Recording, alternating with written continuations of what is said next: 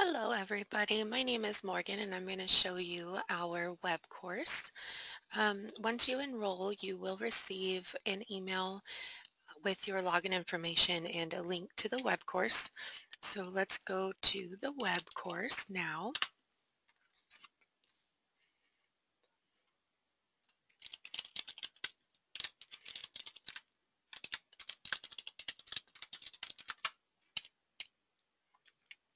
Okay, so today we'll be showing you one chapter from our web course, so that way you can get a feel for how it works.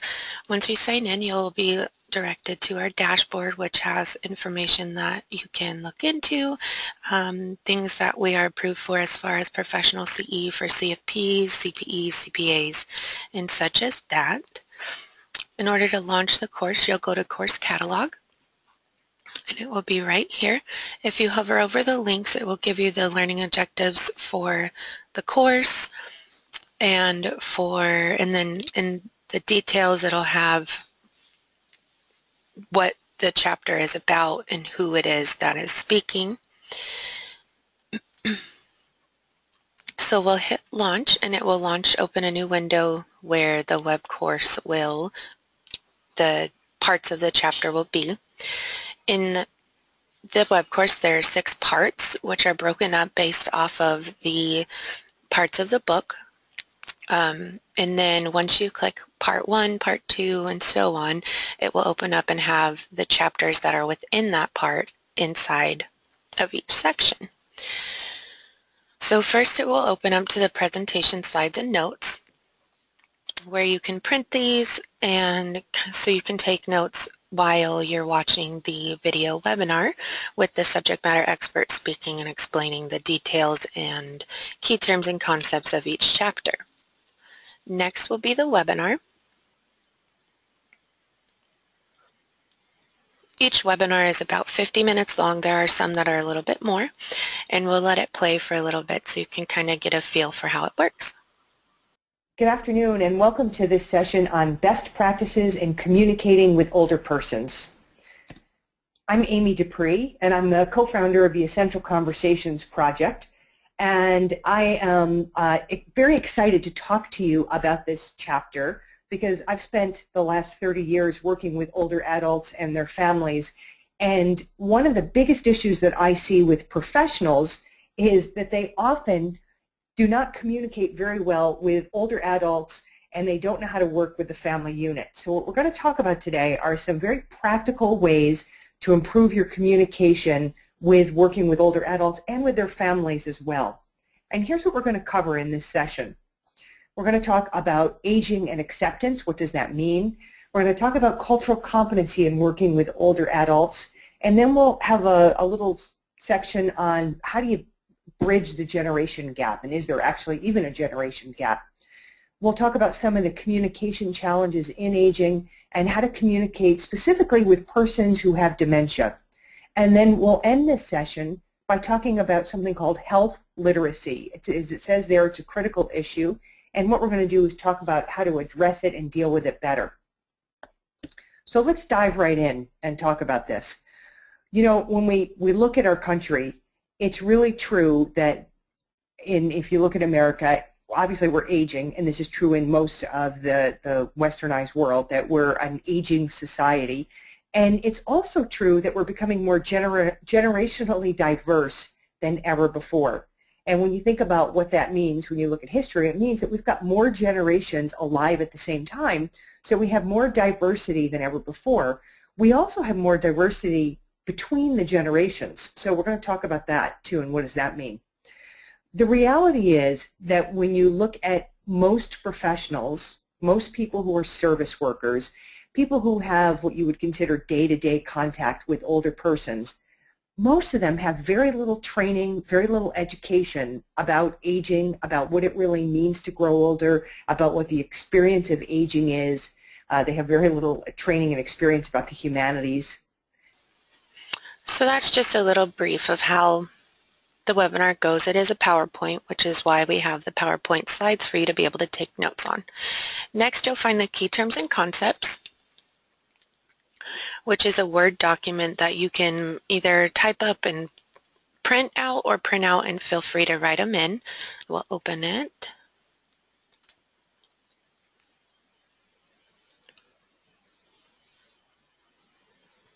So here you'll find all of the key terms and concepts for the chapter. Next is the quiz.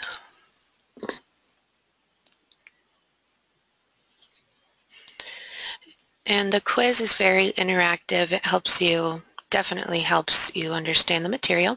So when you first open it, it will have a kind of how to operate the quiz function. You can just click the screen. So we will just answer questions so I can kind of show you the different functions. So once you read the question, click the correct answer, hit submit. It'll tell you if it is correct or inaccurate. It'll have a review of how many people have answered that correctly. And then it will explain to you why that answer is incorrect. And so we'll hit try again. And then just so we can show you the functions, you can click flag for review. We'll go to the next question. And just for time's sake, I'm just going to go through and answer the questions quickly.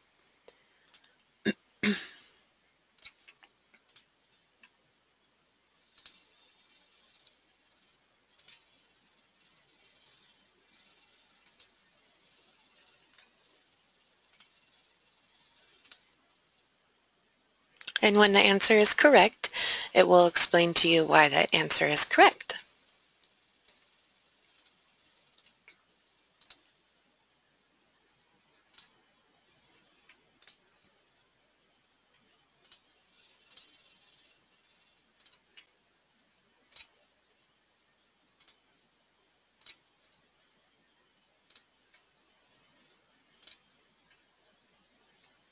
And then so I can show you on the review part, when you submit, we're not going to answer this one.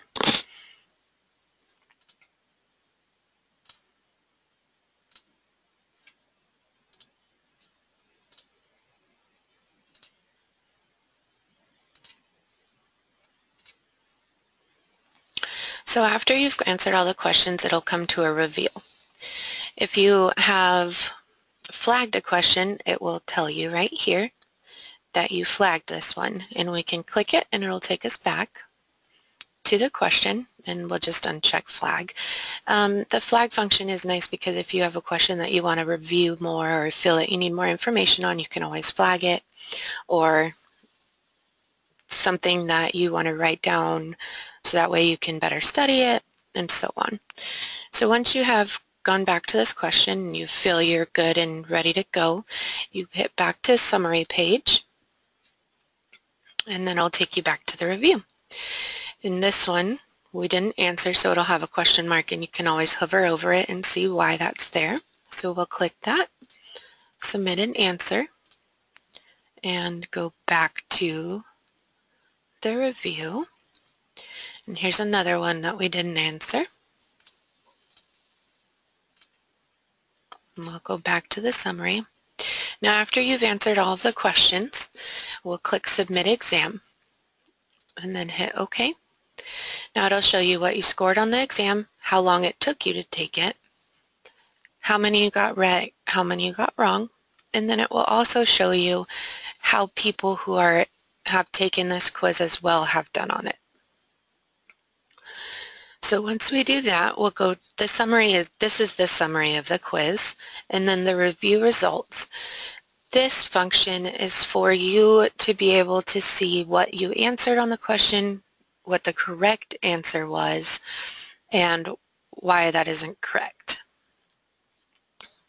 And you can go through all 12 questions. Once you've gone through all of those, you can click Download Results, and it'll download it into a PDF that you can print.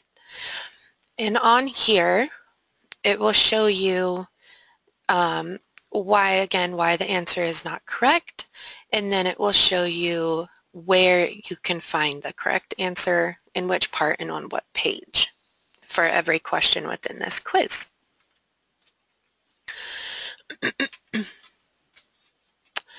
So that is a sample of our web course, and after you have finished the course, it will always stay in our database that you've completed it, and it'll be under My Learning. It'll be under the Completed tab, which will show you what courses you've taken, what you've completed, and how you've done on them. And once you're enrolled in a course, it will be right here. It'll show you what courses you're enrolled in. The CE credits are for if you're a CFP, a CPA, a CPE, anything we're approved for professional CE. We'll show you on here what you can receive or what you have received for CE credits. With our web course, you are able to, you have 24 hours, 7 days a week help by email, and then our office hours are 8 to 4, so there's always somebody in the office during business hours that can always help you. In this toolbar up here, the help section is our FAQs. Contact will send us an email to our general email inbox, and that way we can kind of help you out if you need help or whatnot. Thank you for taking the time to watch this video. I hope you have a great day.